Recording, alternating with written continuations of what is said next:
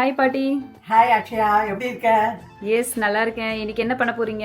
உனக்கு பிடிச்சா கத்திரிக்காய் வத்தக்குழம்பு பண்ணலான்னு இருக்கேன். உனக்கு ஓகேவா? Yes double okay. என்னென்ன இன்கிரீடியன்ஸ்னு பார்க்கலாம்.